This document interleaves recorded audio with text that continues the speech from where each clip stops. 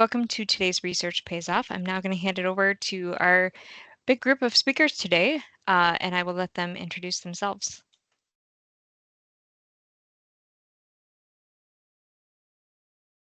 Yes, I'm one of the speakers, Björn Zachrisson, working at NIRA Dynamics, Inc. And I also have my colleague with me, Matteo. You're muted, Matteo. So it was. Hi, everyone. My name is Matteo, and I'm a colleague of Björn working in NIRA Dynamics, but I am a road engineer with some experience in road agencies in Europe.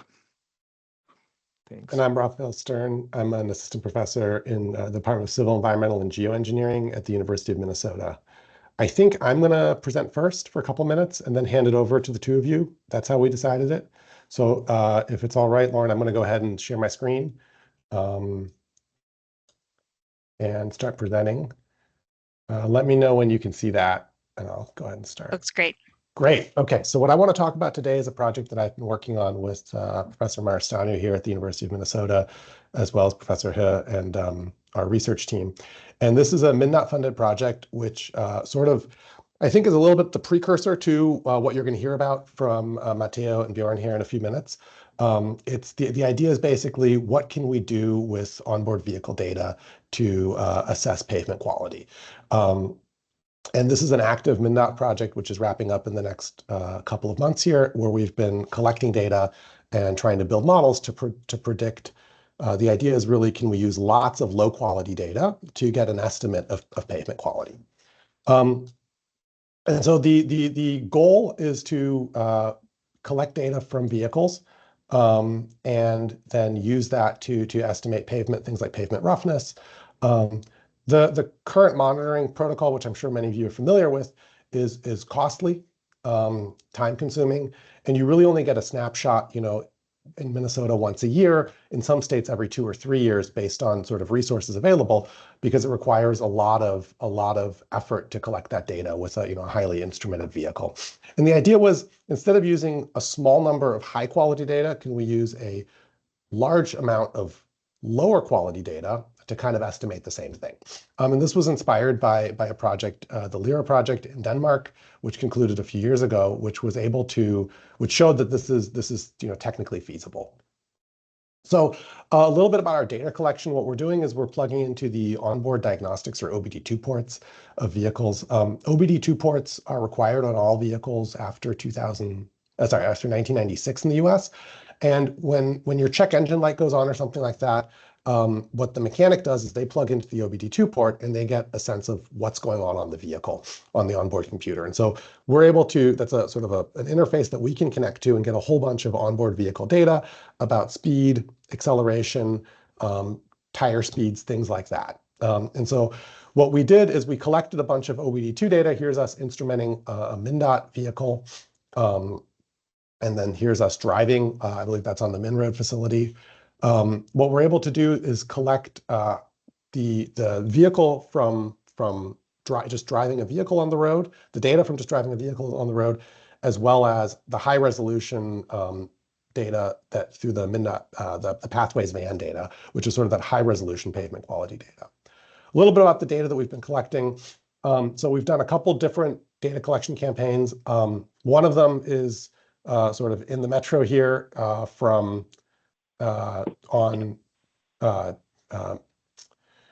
Minnesota 36 and 494.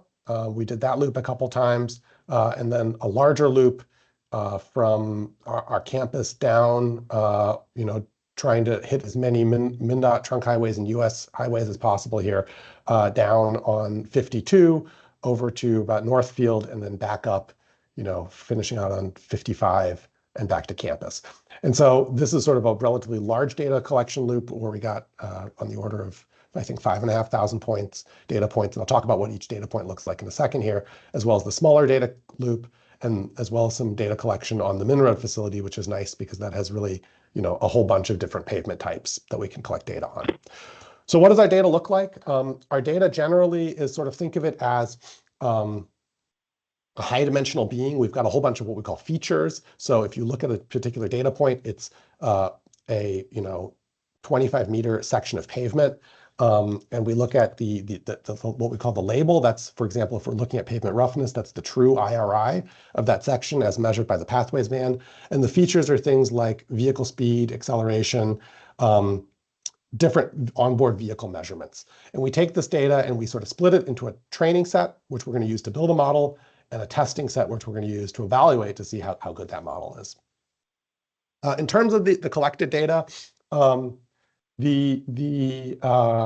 here is, this is color coded by IRI, higher IRI. This is, I think, centimeters per kilometer, is these sort of more yellow and orange colors. You can see generally pavement relatively good, with a couple of spots where we have some rougher pavement. This is for that bigger loop, as well as here on the smaller loop. And you're seeing a lot of that rougher pavement around the bridges. Part of that might just be that there's higher vibration, or higher variability in pavement as you go onto the bridge deck.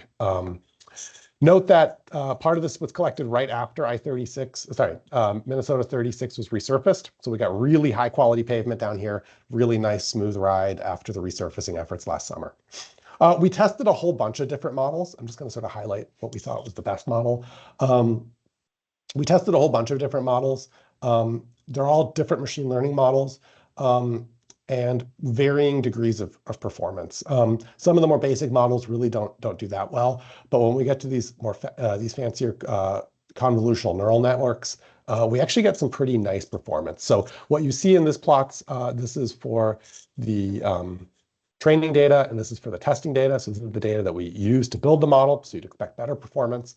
On the vertical axis, on the horizontal axis is the actual IRI, so the pavement roughness that we measured. And on the vertical axis is the predicted IRI. And what you see here is, ideally, all these points lie on that nice sort of line, that horizontal, or that sort of 45-degree angle line here. And that means that in every case, our model is predicting the exact same IRI that we are observing. In this case, we do really well in lower IRIs, but as we get to higher IRIs, we see slightly worse performance, but still relatively good performance of the model. So on average, if we look at the about 6% off on average in terms of what's the actual IRI versus what's the predicted IRI. Finally, as sort of part of this project, one of the things we're doing is we're trying to look at the NIRA data, which you're going to hear a whole lot more about in just a few minutes. So I won't talk about this too much, but I'll just sort of give a preview here. We've been pulling some of that data through the platform and comparing it to the MnDOT pathways data. Unfortunately, these are in two different color schemes, but what you see is astoundingly good matching between what the sort of high quality pathways data looks like and the NIRA estimates. You see those same spots that have higher IRI or poor, rough pavement from the pathways van is what the NIRA portal is predicting has high IRI as well. Again, you'll see a lot more on that. I just wanted to mention that this is one of the things that we've been doing as part of this project. So my part is pretty quick here. I want to hand it over to Matteo and Björn here in a minute to take the bulk of the time. But I just wanted to sort of highlight some research that we're doing here, MnDOT funded research that we're doing. And the conclusions are really that this onboard data, high volumes of lower quality data are effective. You can really get a pretty good estimate of pavement roughness. Whole bunch of models have been tested so far. The best are these convolutional neural network models. These are deep learning methods that are pretty powerful and really do a pretty good job at predicting whether, what the pavement roughness is going to be. We get roughly 94% accuracy, about 6% error, which in my opinion is actually pretty good. I'm going to hand it over to Björn and Matteo now, and then feel free to sort of ask any questions in the chat. I'll be monitoring that. And sort of look forward to responding to those questions there. Thanks, Raphael. Let's see if I can share my screen as well.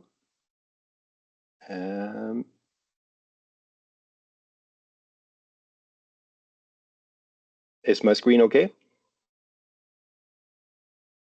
Yep, looks great. Yep, perfect. So thanks, Raphael, for making a nice introduction on what we do. So we don't have to go through as much of how we create the data, because I think it's very much the same thing. So we already made the introduction. I think Matteo was a little bit modest in his introduction. He has worked on the DOT, the Danish DOT, for 8 years, and the Danes have the best roads that we have measured in all of Europe and the States and the US. So they do something good, or just spend a lot of money. I think it's a combination, maybe. But today's topic, we're going to continue to build on what Raphael talked about. So connected vehicles and how they can be used in asset management. And then I grade out winter maintenance and road safety, since those are things we do, but I won't get too much into depth of what we do there. But if we start off with the data we are collecting, and when we take the US focus, we have the Volkswagen and the Audis, and those are our OEM partners where we collect data from. So these vehicles create data in order to create, let's see if I can get a laser pointer, the kind of maps you see in the background. So this one is kind of hard to see, the leftmost, but that's the winter alert, so alerting drivers. So it's an automotive feature to alert the drivers of slippery roads. And then the road quality in the US and Europe. And we can see it's much denser in Europe, which is due to two things. One, Europe is smaller and it's more densely populated. But if we take Scandinavia, Sweden, where I come from, it looks very much like the US on a small scale. It's scale relative, I think Sweden is as large as Michigan or something in that range, or maybe it was California. But yeah, the whole idea is to put the software inside the vehicles and start generating data. So if we have a look on the factories, I call it, we install the software, and then each vehicle will act as a measurement probe driving on the road. So we have about, I think it's 2.5 million vehicles, maybe it's up to 3 million vehicles now in Europe and the US. And each of them measure the road and send the data to the OEM backend. So we don't have a direct connection with the vehicle. So when the software is installed, we just wait to receive the data from the OEM backend. And that is a safety precautions from the car manufacturers, but also for us, so we don't have to bother about that part. If the driver or the owner of the car accepts to send the data, they will start sending the data. There's various kinds of privacy legislations in Europe that you have to fulfill, but also knowing that the OEMs sell cars, not data. They do sell data, but from their perspective, it's not even pocket money for them. So the main thing is to not infringe on the privacy of the drivers. Once we receive the data, we build it up in our backend to build these kind of map layers, as you saw on the previous slide, and combine it with potential other data, such as weather or static information about the roads. And the output is then layers of information or insights built around those. So we have the three different categories: road safety, which we will not touch at all today, but it's similar. So it's how the vehicles can be used to perceive safety from a vehicle or vehicle road interaction. So it's a little bit different compared to just putting the road in focus or the car in focus. So finding the mix in between. Winter road insights, we will touch briefly on that one, and then we'll focus on what we call road health, which is our asset management services or insights that we build. I did not follow the storm or the winter very much in Minnesota this year. I'm living in Philadelphia, and apparently the weather is kind of same, because 3rd of February, we also had some slipperiness there. But what you see here is our online tool, and the color represent the friction distribution. So we are able to measure the grip of the surface or the interaction between the surface and the vehicle in an accurate way. So we can say where the roads are slippery and where they are not slippery. So in this scenario of 3rd of February at 8:10, we can see that all the roads that we have detected are at least having some slipperiness. So we divide them into regions. And if we read the detailed numbers, we can see that 31% of the MnDOT roads are having low friction, whereas 72% of the reference network have slippery roads. And this is interesting because the reference network are the roads that are surrounding the MnDOT roads, but are not the actual MnDOT roads. So having a reference to understand what kind of effects your treatment have and where you are at in comparison to reference network. For instance, we've used it a lot in Sweden to justify call-outs to go out and salt, or maybe rather look on the overproduction, that if the reference network is flat, there's no slipperiness, and you out and treat the main roads, then you're wasting salt in that scenario. Now, I decided to have this in PowerPoint because you never know when you show online, but I have a new, the second picture here is from 1040, 2 hours later, and that's when we see that the effects that MnDOT are doing are starting to be seen also in the graph. So we can see that the friction is, or the low friction is almost disappearing here, whereas in the reference network, this is where it peaks. So typically, the reference roads were out later to treat the roads, and that then you see this kind of effect, and also the tail end. You can see that the roads are a little bit slippery on the reference network. And we can also see the distribution, and you can see it more in details, but I just want to touch briefly on the winter stuff. Because we believe that this is the right way to work with winter maintenance in terms of accessibility and safety, and having some sort of KPI that you can actually work against to figure out how long time the roads are lost, and or when do you regain them, and also where the roads are more slippery than others. The last one is at noon, so 12 o'clock. And then you can see that all the roads are classified as good. There are still some spots. So we have 4% low friction in the main network. So there are low friction areas, but not many. Whereas in the reference network, you still have 30% low friction. And below here, I couldn't show that in the pictures, but we also have a third graph that shows the weather. And there had been a storm that was kind of raging at full speed up until, I think, around 10, 11 a.m. And then it started a little bit later in the evening, which is the reason why we see the reference network getting into a more slippery state. And something that is interesting is to find, which is usually some in-house knowledge of your low friction areas. So this is when we look on all of February, and we take the relative performance or relative road condition over this month. And then we can see that there are a bunch of places that are slippery than others. And we can also adjust these thresholds. So if you want to be a little bit more aggressive, we can just look on the very tail end of low friction. And then we see areas, I would have expected to see more bridges, but we didn't see many bridges here.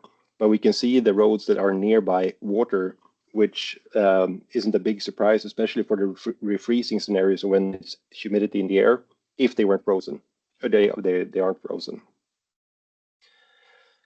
And feel free to ask any questions in the chat about the winter maintenance, because I won't dig any deeper into it, and then head on to road health or the asset management.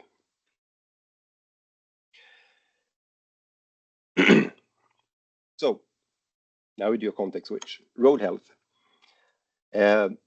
Like Raphael was talking about, we base the condition on IRI. So each vehicle is measuring an individual IRI, and we also detect the anomalies, as we call them, potholes, speed bumps, or any other kind of damage. And we get the vehicle's weather experience, so the ambient temperature and wetness based on the wiper speed. There are more signals that you can extract, such as humidity and air pressure, but they aren't reliable enough to be used in wintry conditions, and highly doubt that it will be usable in the summer, but that might be something we will add later on. We also do grip information during summertime. That is harder because if we're talking about real grip between the tire and road, then the grip is almost always good until it isn't anymore when the tires can transport the water away. but we gather the utilized friction, so how much friction that's being used or how much grip that's being used by the vehicles. And we also can provide the available friction at spot locations or our best estimates. So it's not a continuous friction measurement device, but it's something that measures friction when we are certain of it. So we focus on quality above quantity. So we can find those as well to some extent.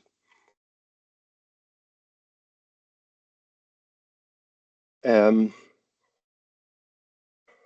if we're talking about the use cases, this is something, I think it was Matteo who introduced it, the high frequency measurement that we are able to do.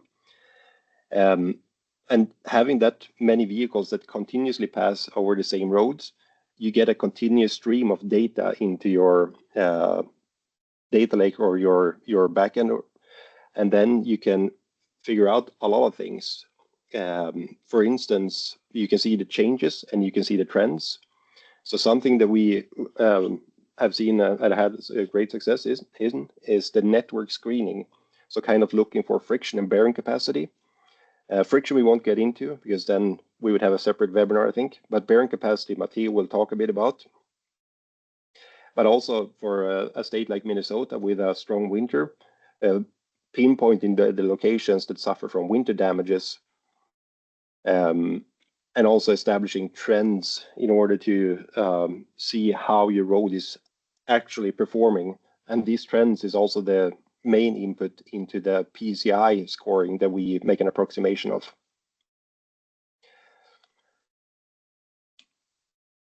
Oops, sorry. See there.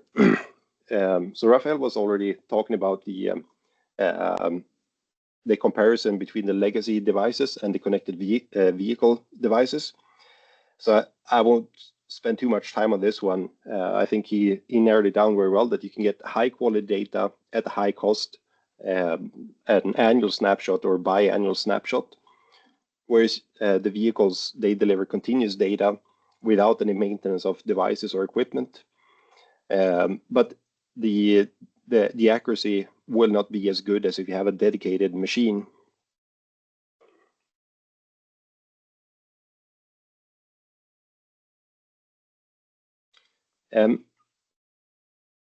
Typically, in order to build a reliable value, we rely on multiple vehicles. So each vehicle acts as its own probe, measuring the road. And then over a given time, the highest resolution we have for NRRA or road condition is daily. And then during the same day, we build up a value for the road from all the vehicles that we had and the confidence that we might have had as well. And then we kind of present it as a daily roughness value.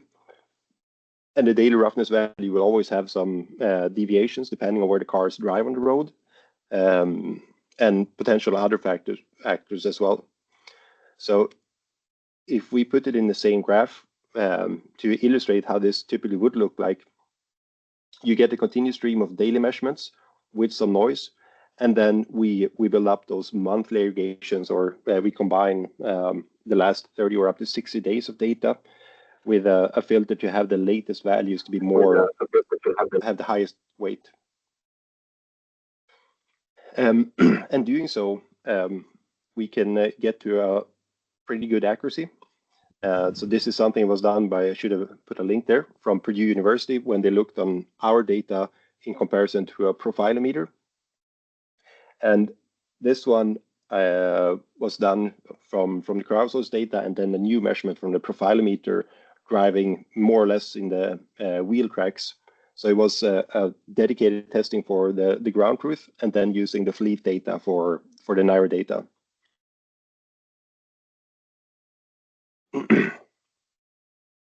And I don't think this image would be any surprise for anyone in this meeting, but we did during this year's TRB talk a little bit about quality and need. So what kind of data do you actually need, or what kind of insights you need as a DOT or from a city perspective?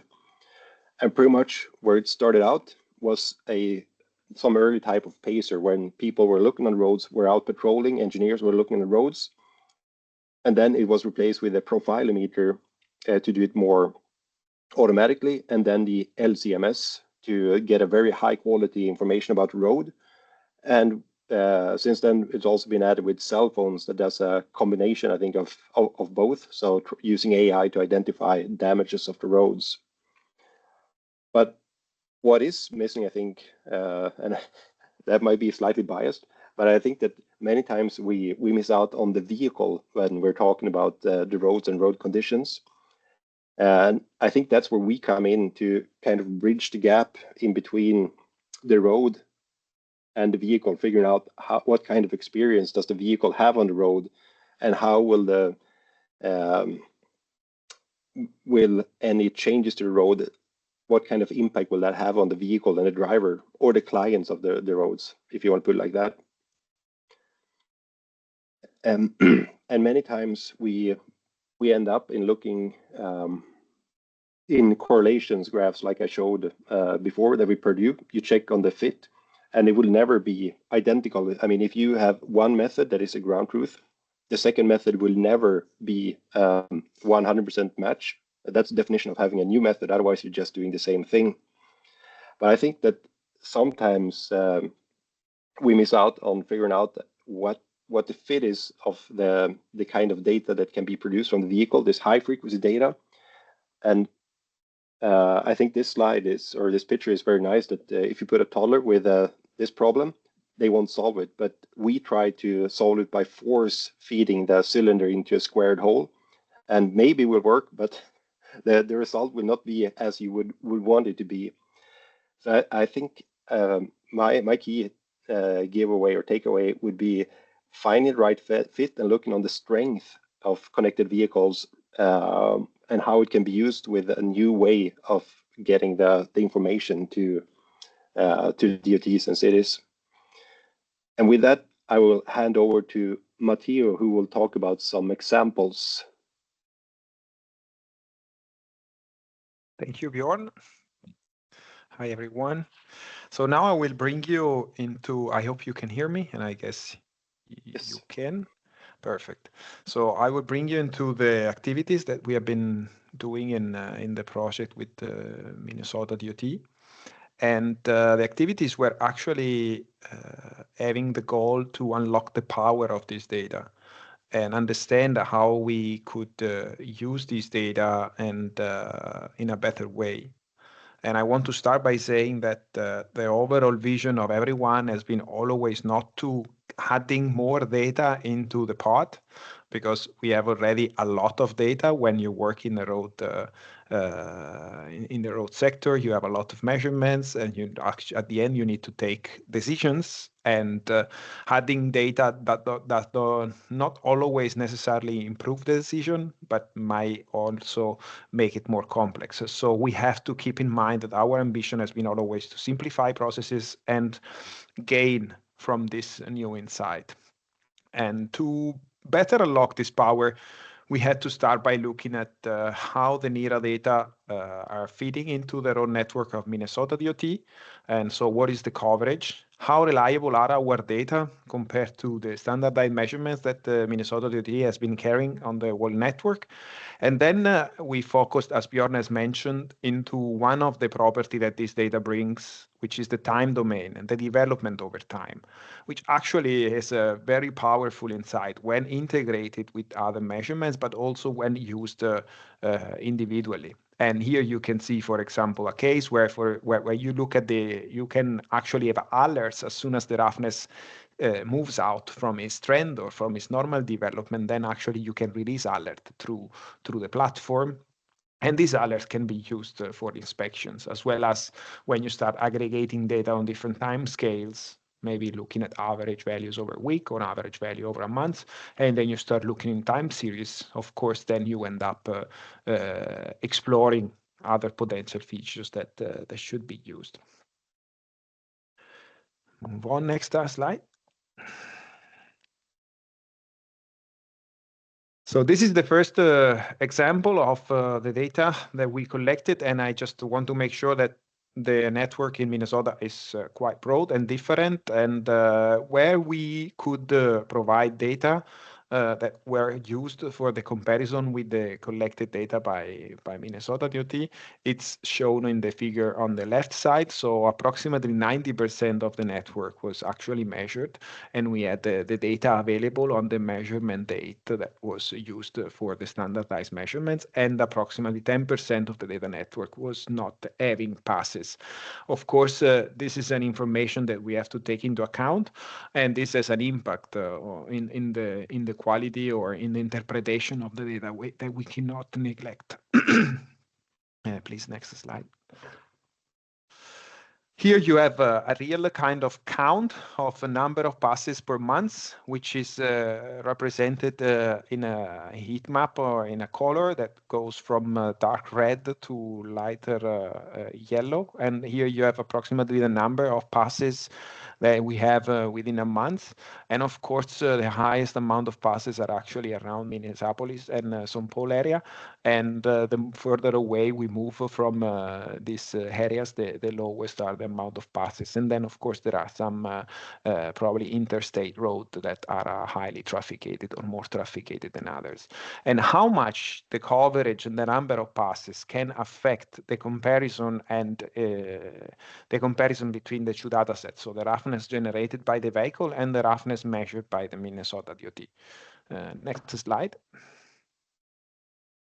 This is a first representation of the data. So we have matched the roughness value, the roughness measurements collected by Minnesota DOT and with the data that we have collected. And I have highlighted here one important aspect, that the data collected by Minnesota DOT were only referring to heavy lanes. So when a motorway or when a highway had more than one lane, of course, the data that were coming from Minnesota DOT were only referring to the heavy lane. While for the NIRA data at the moment, our software is not yet capable to distinguish between the driving lane. And so when we collect a roughness value that is generated by a given car on a given section, then we can split the driving direction. So we know which direction the car is driving, but we don't know yet, we are not capable yet to define over which lane that car is driving. So this is, of course, an aspect that when we do embed correlation between data has to be taken into account. And here you have an overall representation of the percent of network, which has a difference with the reference measurements, which was below 30 inches per mile. And then, and I label it as low difference, and between 30 and 50 inches per mile as medium. And then you have above 50 inches per mile where you have high difference. And then there were approximately 10% of the road network, which from which we did not have recent car passes, so we couldn't do any analysis on them. Go next slide.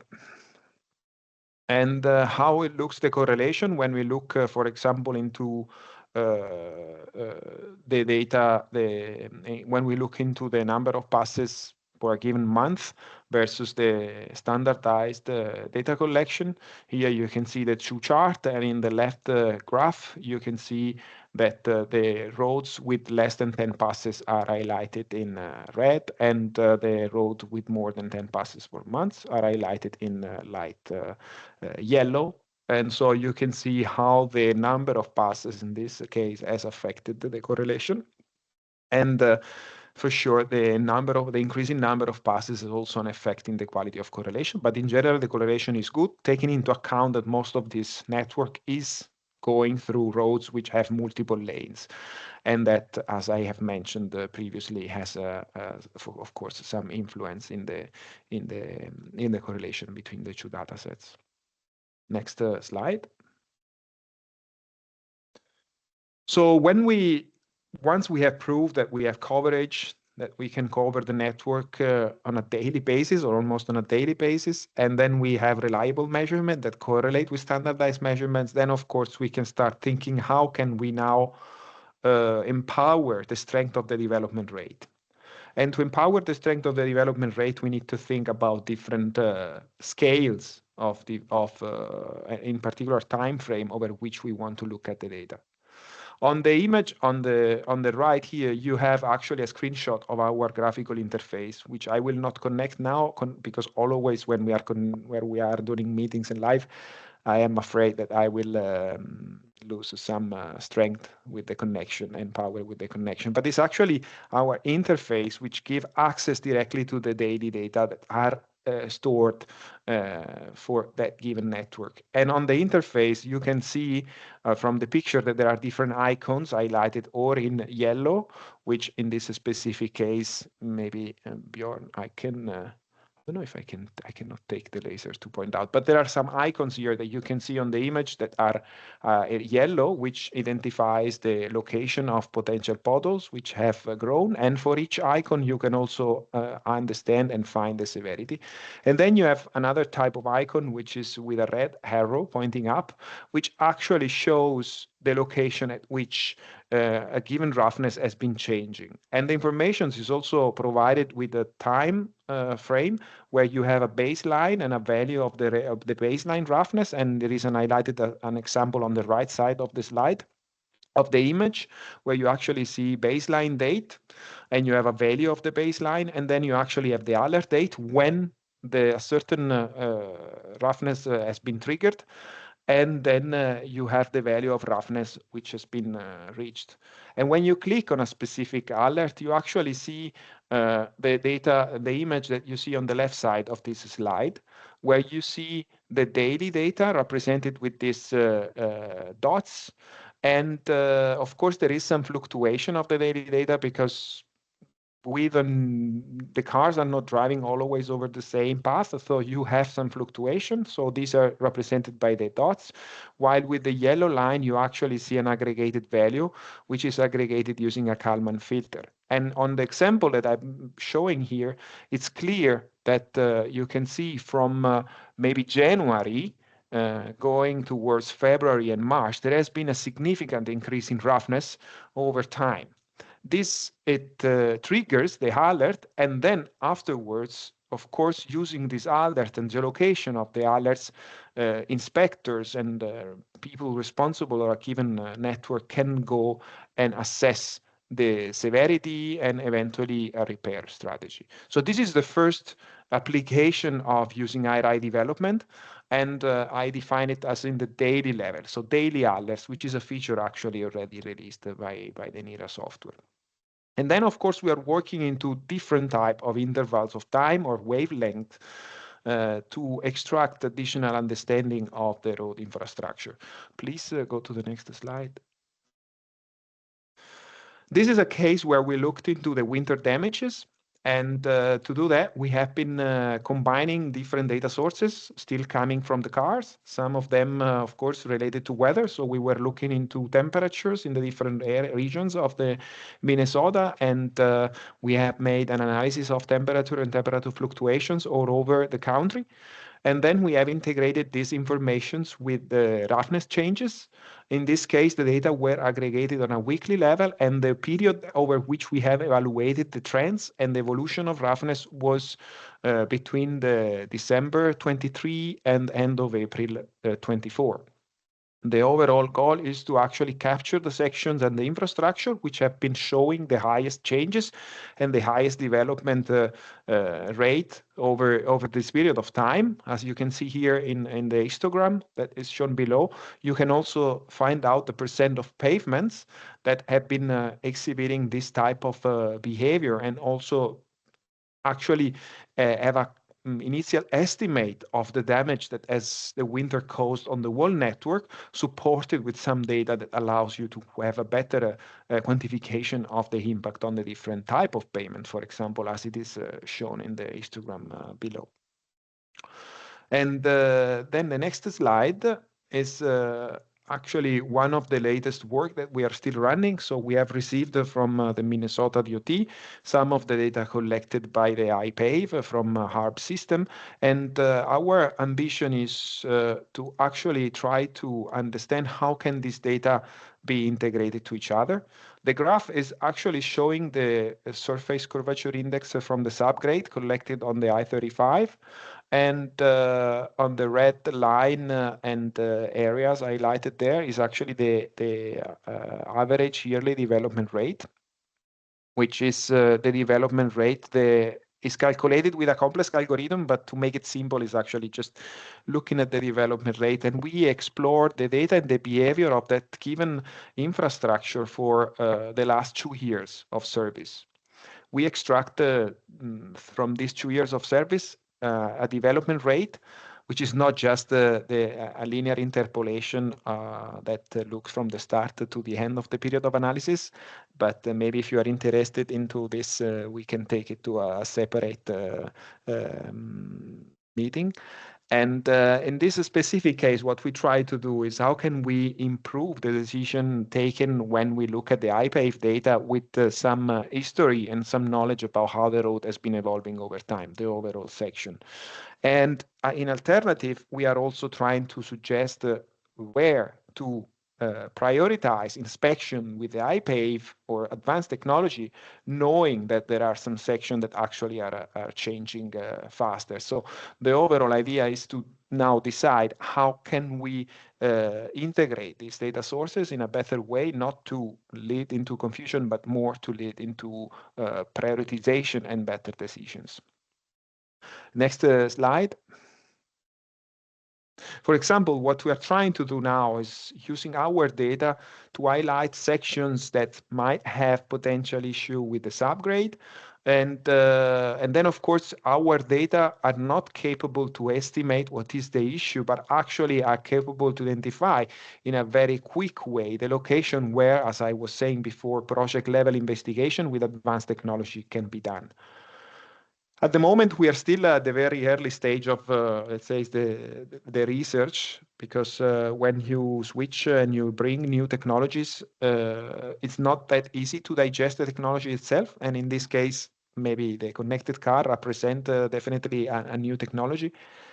And it's at the same time not immediate, not so linear to integrate our data into a decision-making process. So what we are trying to do with this type of work carried out together with Minnesota and is to define some applications of how this simplified approach can be used to address eventually section to further analyze with the IPAVE, for example, but also eventually to use the development rate to make estimations in the future how the road is evolving. Next slide. And it's probably the last, just to conclude, and I will cover some of the talk that Björn has been saying.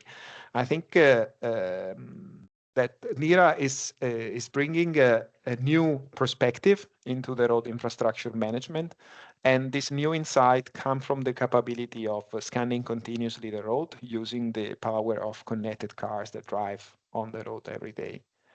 And the near live friction data that when applied in winter maintenance can actually become an extremely powerful tool to assess the maintenance itself and eventually the safetiness of the infrastructure during storm and weather and adverse condition.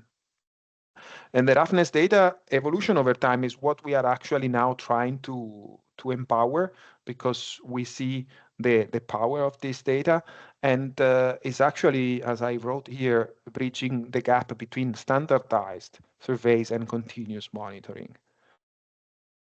Using this continuous scan, we can act in different levels. And as I said, we can use it to coordinate alerts and inspections, because this is like a very solid instrument to coordinate teams that need to do daily survey of the road infrastructure, making sure that the road is always in the right level of service. But at the same time, exploring the aggregation of this data over a longer period of time and having historical data available will allow us to extract additional features that can be used, for example, in the integrated with other technology and specifically, as it was shown before, also with bearing capacity, with instruments capable to measure bearing capacity. At the moment, we are still we are getting closer to what is our initial goal, to simplify the decisions, but we are not reaching the target. And but we see that within this project we have been actually defining some directions, and I hope that we will have the chance to further explore this direction and implement it into decision-making tool. With that said, that is the last slide. I guess we can switch to the last slide, which is a question or eventually thanking for hosting us and inviting us to this webinar. There are plenty of questions. I just saw that in the chat when I left the presentation. So should we try to answer them, Lauren, or? Yeah, it looks like Raphael and Jocelyn had a good discussion in the chat, so we could maybe skip that, but then go to some of the other questions that were put in the chat. Yeah, I looked on the ones that were in the bottom end. Mm-hmm. And there was one question about the NRRA prediction accuracy as function of vehicle velocity. And in general, I can say we don't have a speed bias. So we handle it in the vehicle to give the kind of 80 kilometers per hour IRI value. So there shouldn't be, or there isn't any speed biases in the vehicle from our way of working with the data. And another question, what does data availability means? Is there a threshold of the number of vehicles passing a location per day or per month? And at what threshold the data would be available? And if one vehicle passes by and we don't have any of those shut-off criteria, which would be if we aren't really certain of the values, one vehicle is enough. But we prefer more vehicles, and the reason Matteo split it up into more than 10 and less than 10 is because we feel the road, so we don't look on the road. So one passage might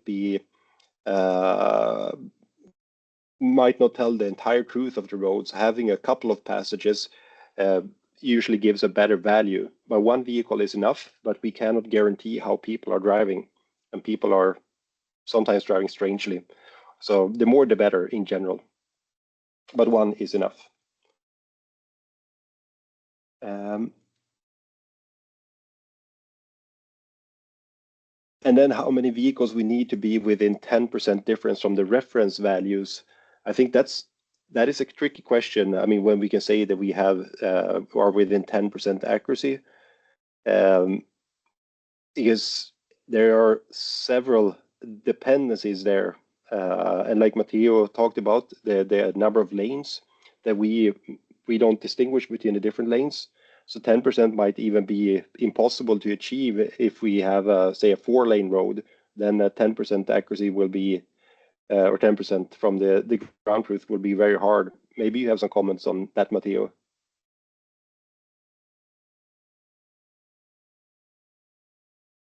Now you hear me. I mean, I think in this case, it also depends on some of the roads which maybe are driven, I don't know, only sporadically or maybe during a specific period of the year, because maybe the north part of Minnesota, it's not as much driven by cars. So you have a lot of roads. This 10% is actually on more in remote areas.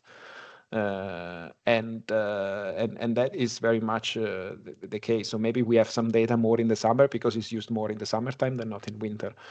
But on average, I think that for measured roads, we have quite very good coverage with like average passes. I remember, I mean, on average, it's more than 40% of the network has more than 30 passes per month, and or even higher. That was in the chart in the slide before. What I want to eventually raise a comment is about one question here, because I forgot to mention it, but there is one question that say that we look at daily, monthly aggregation. I mean, we store all the data, and the data are stored since the service was activated in the United States. So actually in the United States, Björn, when was this? Back in 22? Yeah, I think from 22 we have reliable data. In the beginning, we had very little data as the volumes were ramping up. So somewhere from 2022 we have data. And when a customer starts using our data, I mean, they have access through the API to daily data, and he has information about the passes and the number of passes, so he can do the work he wants.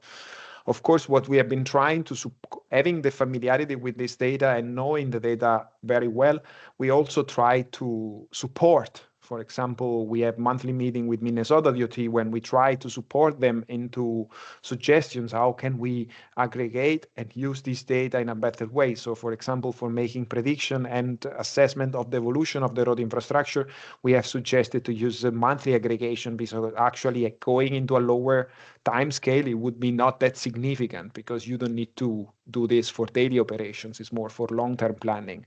So we have been trying to support Minnesota, and this is actually the way we work, try to understand the need and recommend some kind of, or also provide them some type of aggregation in that direction, because we believe in the historical data. We believe that we will empower that probably with machine learning, trying to develop and implement forecasting models to see how the road evolve, and bring that into the recipe.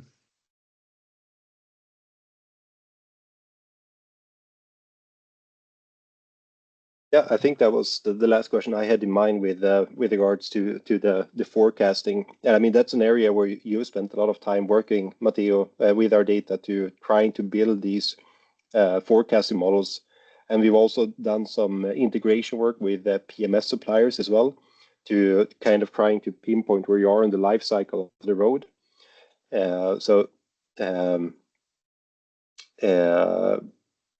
That's an ongoing work, and I think we have something already that seems to be working pretty okay, based on the real life work that we've done. That the maintenance needs that we can present is similar to what you would do from a city perspective or DOT perspective. And when it comes to the ground truthing, is also a question. Our ground truth, when we applicate our vehicles, is based on a LCMS scanner from a corresponding research institute in Sweden, and then we have measured a road, or we have a road that has some stretches, and then we model the vehicle's kind of roughness, the experienced roughness in the vehicle, and we model that to the NRRA values, and we do that for every platform of vehicles with some tuning towards parameters such as weight and wheelbase. So laser scanners are ground truthing.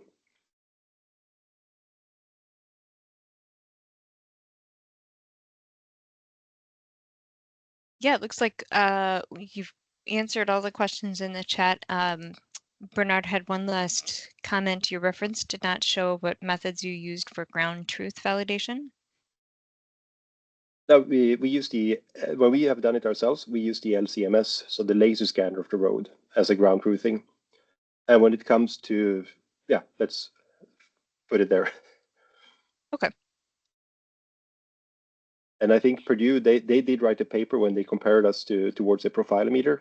And that's the one I linked to a little bit above. And they explain in depth on how they went about it with both the single vehicle testing and the fleet testing, as well as the profilometer gathering. So they've done quite a work on investigating the data.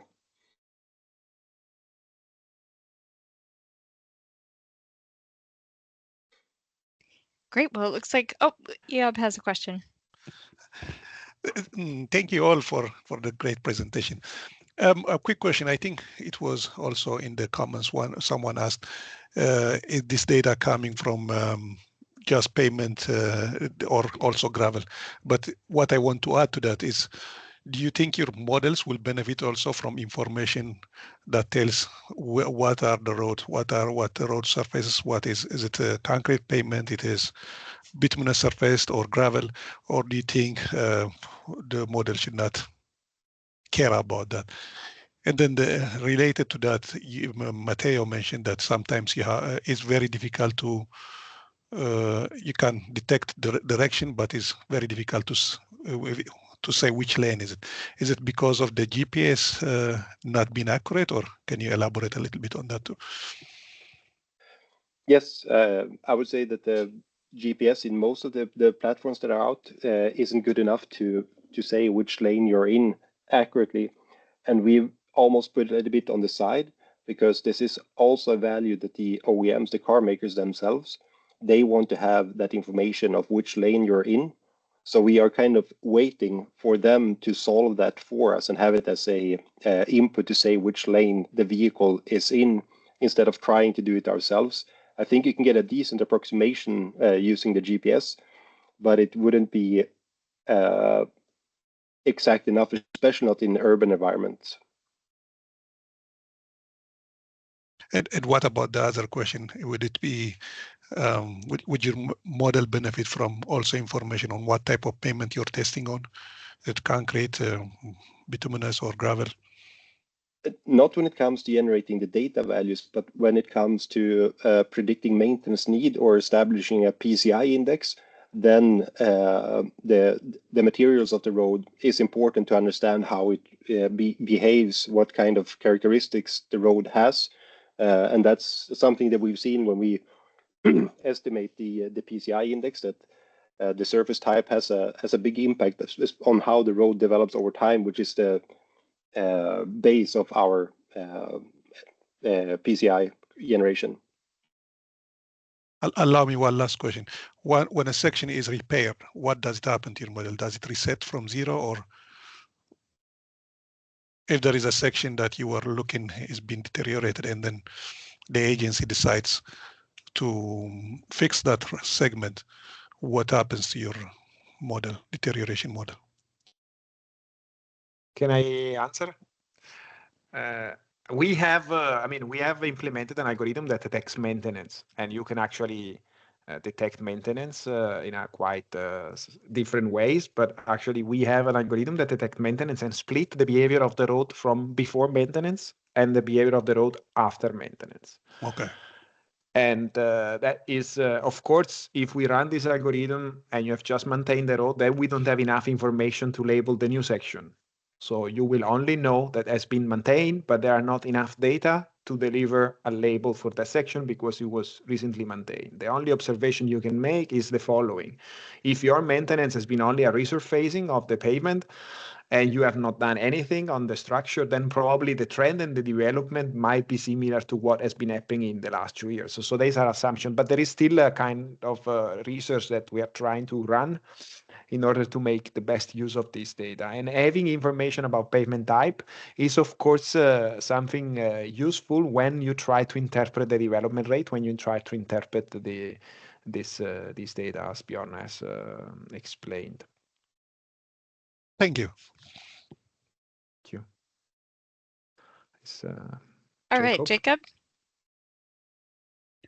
I just wanted to point out that this data is available, and if you guys see something that you like and you want to take a closer look at this, please get in contact with me, and I can set you up with the login in data or login info, so that you can see the data that it's coming in, or you can access the historical data.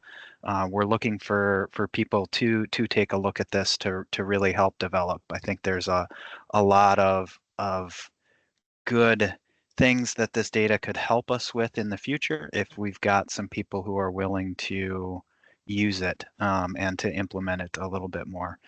So if there's anything in here you would like, please get in touch with me. Great. And in particular, it will be great if this information could be shared with the maintenance group, because that's the audience that we're trying to target as much as possible. So if you can share this information with maintenance folks, would be great. Yeah, the presentation will be online on YouTube by the end of the week. So you can share that with whomever you'd like.